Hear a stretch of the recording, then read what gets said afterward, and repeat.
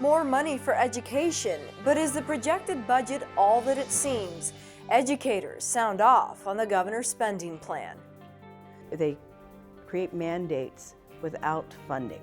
So not only have they taken away funding, but they've raised the expectation and without any funding. So almost they've cut it twice.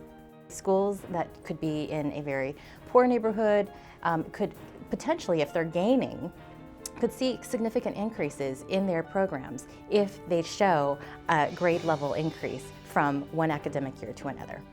The perception between the state and the classroom. This is Arizona Week.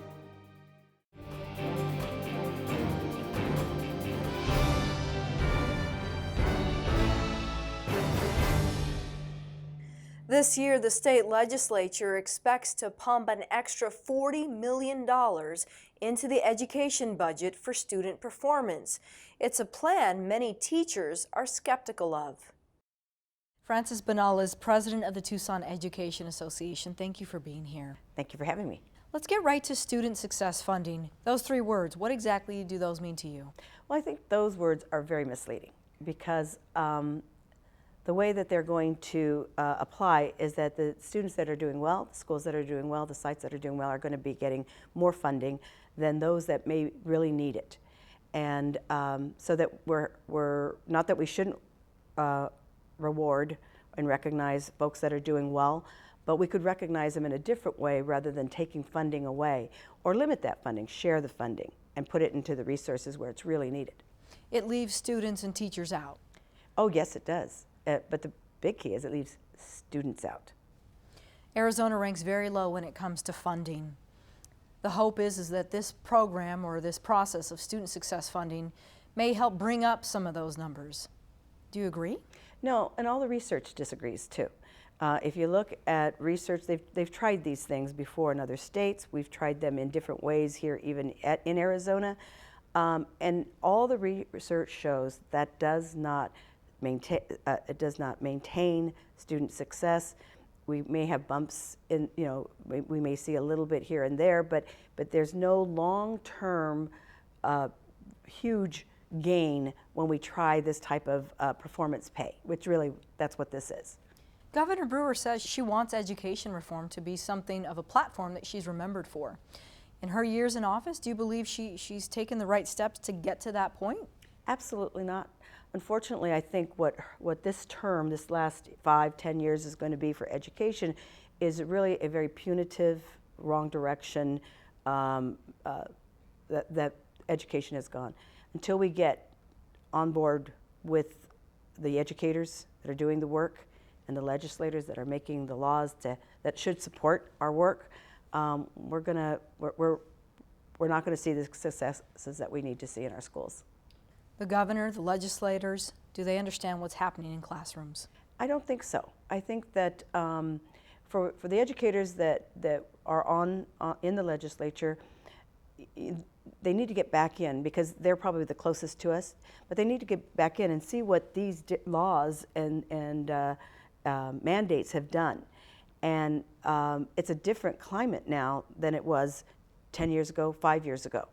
And especially, and I would even say even the last 3 years with the new evaluation, the cuts in funding, it's really very different, and the focus and the joy of education has even gone away for our kids. Then we wonder why they're not performing well. So where's the disconnect between the state and the district, legislators and the classrooms, all the above? It would be all the above. If you look at really who's making the decisions, they're non-educators for the most part. And so that's right there as a disconnect. I don't think there's a lot of listening to the people, the professionals, the ones that are doing the work. So there's a huge disconnect in what can be done. There'll be mandates that are unfunded. That's a huge disconnect. You want something done, but you're not giving the resources to do it. Then there's a disconnect, and even if it's possible to do, the new evaluation system, which is supposed to have a student performance piece to it. Teachers are evaluated on student performance. The test that they use eliminates about 70%, even higher than that, of the teachers that have an evaluation in the aims. So you're going to have teachers receive an evaluation based on a very few teachers' test scores, or an average of the district's test scores, or an average of the school test scores. So they implement something that can't really be done. They say they're going to hold teachers accountable, but they're not. It can't hold them accountable because 70% of them don't even have the test to make them accountable. It's not a one-size-fits-all approach. It's not at all. And so we really need to have conversations about those, be part of that decision making, so that we don't implement something that we're probably going to change in a few years because it doesn't work. And it actually gets changed constantly because they're seeing that it doesn't work, so they have to try something else. And that's what we're doing with Read On When Ready, or Move On When Reading. Another mandate that got no funding initially, got very little funding next, and then didn't have the resources or even the time, to be able to meet the standards that are changing. So we want them to be successful, but we're going to test them on something different when they get there. What do legislators need to know about what's happening in the classroom? You're a teacher, you come from the classroom. What is your message to them? Well, they need to know that we need support. We don't need more mandates. We don't need more direction. We need support for the work that we do, and they need to listen to what that support is. We need it in resources, we need it in training, and we need it in time. We need to know that the state has cut funding in public education, and they've given more money to private and public schools, and they create mandates without funding. So not only have they taken away funding, but they've raised the expectation, and without any funding. So almost they've cut it twice, and that we cannot continue to expect a high performance without providing the support needed for that. And teachers are the ones directly with students. We need to motivate them, not to disparage them. Arizona Public Media's Christopher Conover sat down with Vice Chairman of the Education Committee, Representative Kimberly Yee. Well, thank you so much for sitting down with us. Thank you. Education, always a big issue. The governor made it part of her State of the State address. Talk, if you can, what are we going to see come out in the K-12 arena, especially this legislative session? And I know it's still early, but what's working?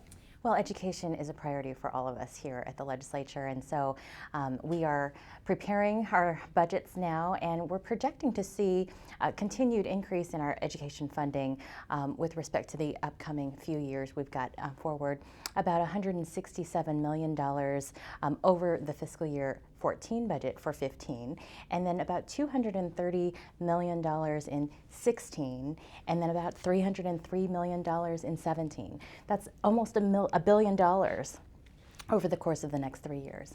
Adding to the trick of planning a budget is the Cave Creek versus Ducey case. We know we have to pay, we being the state, forward from here the inflation dollars. What we're waiting though to find out is if we have to pay back, and that's got to be a challenge when trying to put together a budget.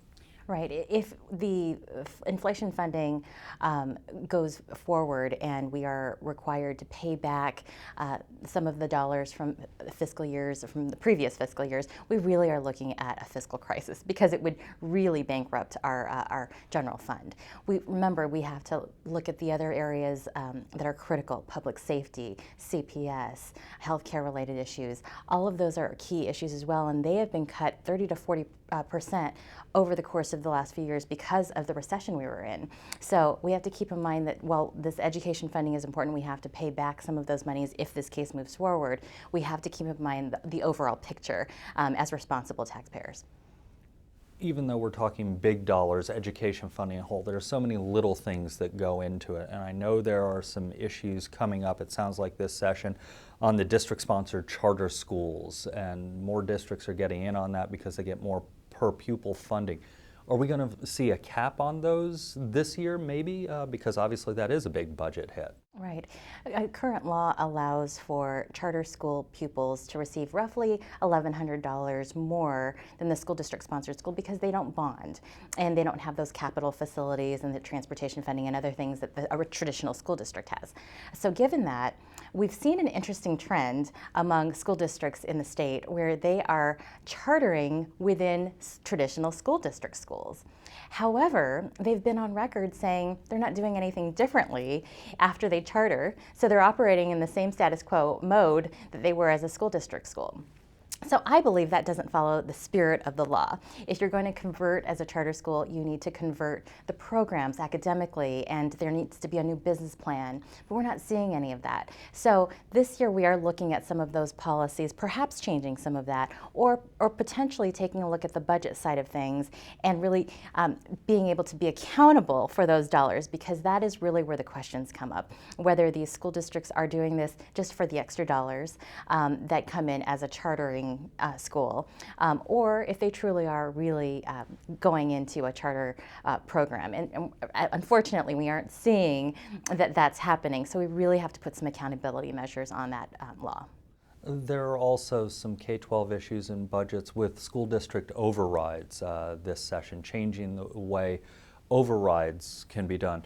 Explain a little bit about that legislation and what its possibilities are for passing or maybe just getting discussed this session and coming back next year. There's legislation, we're actually hearing it in the Education Committee this week, and I think it's being heard in the Finance Committee this week as well. And it would take a look at the bonding that happens within the school districts, and if a bond fails twice, I believe, then it would prohibit it from coming back again until the initial bond uses the entire fund within that district. And so it really puts a cap on how many dollars continue to go out even when you've already seen the money in the previous bond. That is Senator Yarborough's bill, and so we're going to take a look at it closely. I know the Arizona Tax Research Association, for instance, is in support of that bill because we've seen so many bonds go out, but they've recently, as you've noted, been rejected a number of times over and over again for the same thing. So this bill is an interesting bill. I think we're going to have some good discussion in committee about that. The governor, in her State of the State address, brought up school funding, as we mentioned, and she wants to change the way schools get their funding, rewarding schools that do well. This isn't the first time she's brought this up. What are you hearing and what do you think about the idea? What are you hearing in the halls and what do you think about it? Governor Brewer, for her second year now, is promoting the idea of a student success program. And what it is a school performance program that rewards schools that perform better academically year over year with money. And so she's asking for $40 million this year. Last year we provided some startup money to get the program initially started. However, we're looking now at really how to implement the program as it would move forward into the schools. What it would do is allow for a school to receive additional money over what they already get from the state, as a bonus, for instance, if they see academic gains in their scores from those students year over year. So schools that could be in a very poor neighborhood could potentially, if they're gaining, could see significant increases in their programs if they show a grade level increase from one academic year to another. How do models like student success funding impact school districts, particularly large ones like the Tucson Unified School District? Here with me now is Deputy Superintendent Youssef Awad. Youssef, thank you so much for joining us. Thank you. Let's talk about this new model, this initiative. How will it impact TUSD? At this point, we don't really know exactly how it's going to affect TUSD, but we know it will not affect us negatively. The reason I say this is because the governor is pledging about $40 million to fund this initiative. And the initiative, it would fund and compare students per student based in certain categories that the governor put in place. If anything, it will be neutral, and if there's an improvement in a student level compared with other students across the state, it may be a positive. But the dollar amount is only $40 million across the state, so it will be very minimum amount of money that will go toward that funding per student. Though early on there is some concern that the model leaves out certain schools in certain communities. Do you agree, or do you see how critics may say that? The old model that was put in place last year, it would have been this way because it was taken school by school comparisons. For example, a school that may not have scored well last year, it would have been compared with another school in more affluent community where probably they have the resources to support the school. This way the school average in terms of grades is up in that particular school. So that was the old model, and it would have affected schools negatively because it was taking money from schools that not scoring well and giving it to schools that scores a higher grades. Under the new model, that's changed. It's a new money pledged by the governor, and it will not take money from schools that underperform under the old model. It will compare school by student level, and it's an additional fund. So the new model, it's much more positive, and it should not affect schools negatively. Can you describe how the state has, though they may say they are pumping more money into education, some money has been taken from your budget, from your pot? Correct. In the state of Arizona, we're known to be, we are 47th among the 50 states in terms of funding. The state legislatures have cut education funding in the last 5 years by about 20%. That's about $1 billion in education that was reduced from our funding.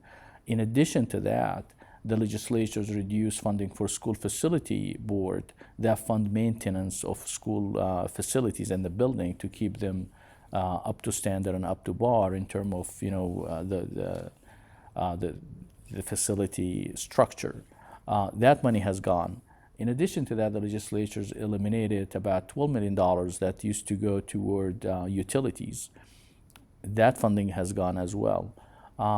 So in terms of what the legislatures can do at minimum is restore the funding that has been eliminated over the last 5 years to bring some resources to the schools in order to start improving and spend the resources needed on many needs in the schools in terms of student needs. In your opinion, will K through 12, the student success funding model, will that help or hurt your district?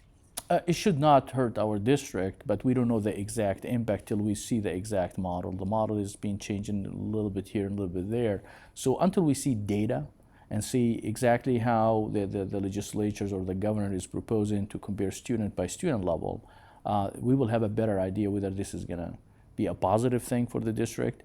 But under all circumstances, we know it's not going to be a negative. And I applaud the governor because she listened to us last year when we raised our concern about the old model. So she eliminated at least the funding based on taking money from schools and giving it to other schools. So at this point, it should not be a negative thing. But whether it's going to be positive for our schools or not, it's yet to be seen. Okay, Youssef Awad from Tucson Unified School District, thank you so much for your time. And will students and schools be left out when it comes to those new components of K through 12 funding? Some say yes.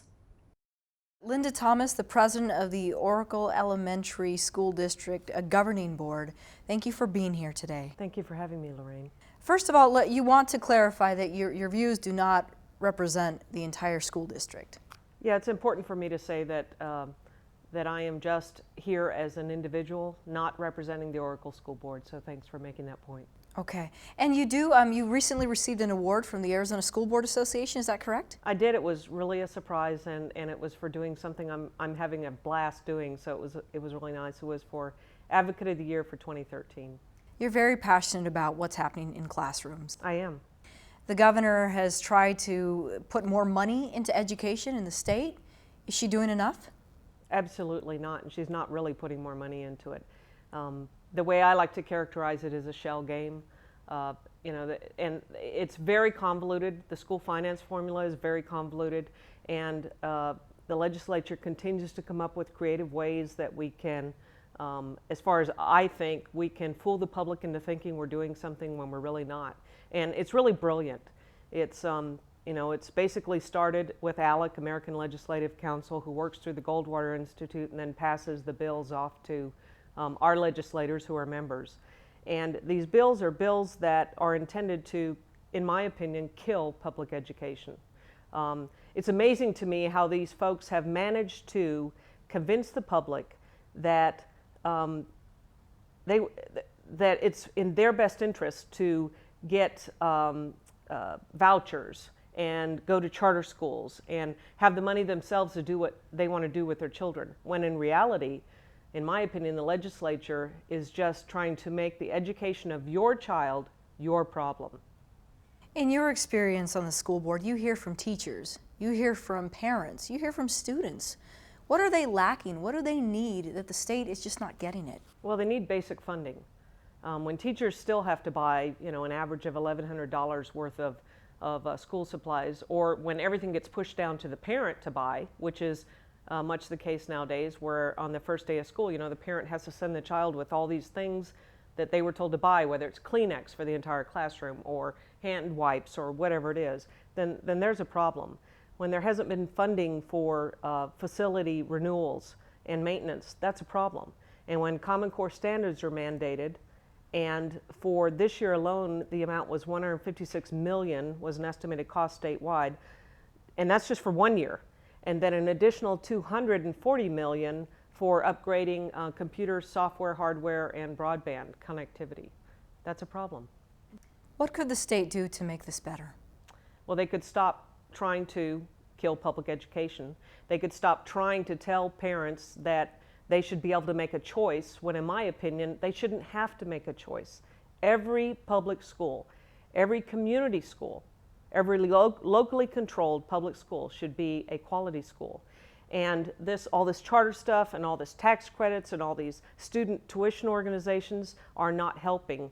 They are doing exactly what they're designed to do, and that is starving public schools and causing a downward spiral that isn't helpful. The state needs to go back to the basics of education. Well, the state needs to do their job. I think they're trying to push the job off onto parents, when the reality is the number one job of the state is to provide a public education. That's in the Constitution. You're a retired Air Force colonel. Yes. You don't have children. No. Why do this? Why fight? Because I wanted to be involved in a positive way in improving our democracy. I laugh because I said that once and somebody argued, it's not a democracy, it's a republic. Okay. We have a democratic way of life. We've always had, and that's what's made America great. Everybody has a voice. But even Thomas Jefferson used to talk about that you have to have an educated populace so that they can exercise that voice responsibly. And so when I thought about how could I make an input and how could I help, it led me to, you got to start at the beginning. Moving from education now to the new agency that replaces Child Protective Services. The newly created CARE team gave the governor its first report this week. Here again is Arizona Public Media's Christopher Conover with Representative Kate Brophy-McGee. I'm very pleased to report that the CARE Committee is virtually finished in terms of the initial work on charge number 1, which was to investigate those or identify the children involved in the 6,554 cases, make sure that we put eyes on those children and took appropriate action, such as commencing investigations, removing children from the home if that was necessary, and in essence getting them caught up to the cases that are already in the system. They were termed not investigated and put to the side, and nothing was ever done.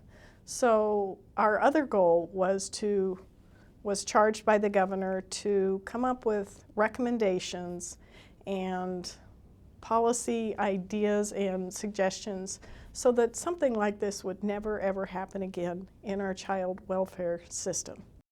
It seems, having covered legislatures for many years, that every few years somewhere in the country we have a problem surrounding child welfare. Is it just an inherent part of the system that the wheels come off every once in a while, or can it really be fixed so that it works more smoothly? And is this the time that we can get it done? Child welfare is a very tough issue. It's just tough. People have a hard time, policymakers have a hard time even dealing with the things that happen to children in the system. It has a lot of confidentiality and privacy requirements for the families and the children that inhibit perhaps a broader look or a closer look at the agencies involved. My hope is, and it's also there are politically expedient solutions that present themselves, and politicians can walk away from an uncomfortable issue saying, we did our job, we fired the director, we did whatever, we gave them more money, we gave the agency more money. But it doesn't fix the problems. So my hope with the advent of the 6,554 cases is that we have created a platform amidst a small window of opportunity to make fundamental, real reforms to the child welfare system. And I'm not quitting until we do. What I'm hearing in the halls of the Capitol and really out on the street in Tucson and in Phoenix is this is not necessarily a money problem. Just throwing money, increasing the budget of CPS is not going to solve the problem, or whatever the agency that replaces CPS is called. It's not a money problem. At this point, I would say no. And the reason is that last year we recognized and supported emergency funding and emergency appropriation for hiring caseworkers right at the beginning of last session. And then we approved a budget that funded all of the requests that CPS made. You also have to look at how that money is deployed.